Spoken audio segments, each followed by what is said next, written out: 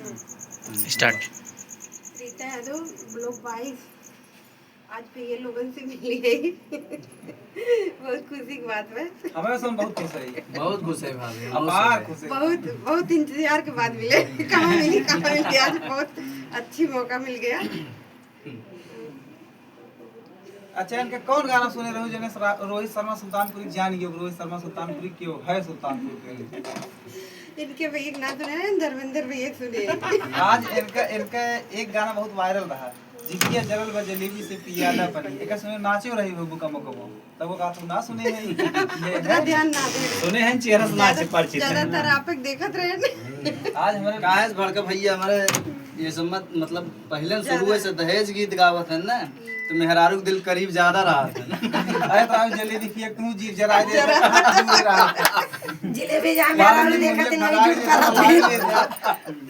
कौन भैया चाट खियाए रहे? नहीं किया है ना बतावा चाट के तो मन नहीं सब जुटा था। चटवा लगा। हां भैया चटवाला।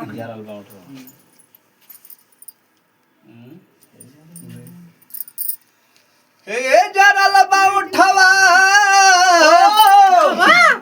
ए जरल बा उठवा, खैनी गरम गरम चाटवा, जरल बा उठवा, अरे खैनी गरम गरम चाटवा, जरल बा उठवा। यही धुन पे भैया गाए रहे गाना। और हम ए पिया द पनिया, ए पिया द पनिया, जिभिया जरल बा जलेबी से पिया द पनिया, अरे घर में गरम रहे तिलवा।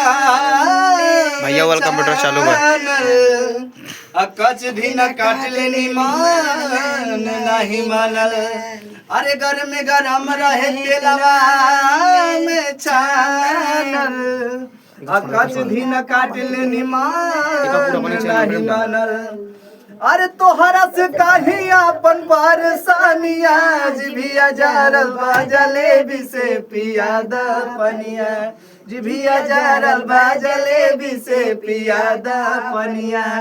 तो आप सबके बीच में हमार गाना मतलब जब पहली बार आए हैं, बहुत प्यार दुलार, बहुत अच्छा लाग। और वही गाना से नाम मिला है। और आप सबके प्यार दुलार अब भी मिलत है, सदा मिलत रही। और अच्छे से अच्छा गीत देखे खातिर जीव जरौना मनतेदू रोहित शर्मा सुल्तानपुरी जीव लाई देन भैया। मेरा जीव भैया एना एक ठगान हमरे करम में पिया आगिया दिहा लगा, ये आग लगाओ था करम में आग लगाए थे। हम तो जीव जरा भाई हैं, बस ऐसे देखो दोनों भाई जोड़ी ऐसे बनी रहा है। भैया यूट्यूब हमारे एक गाना है बा राहुल रोहित म्यूजिक वर्ल्ड पे। राहुल कैसे गाना लिखे है यार? बहुत बढ़िया भैया। अरे भैया सबकी, भैया सबकी दुअरिया फेरिया डारा, भुलाई गया मोर लगरी, भैया सबकी दुअरिया फेरिया डारा,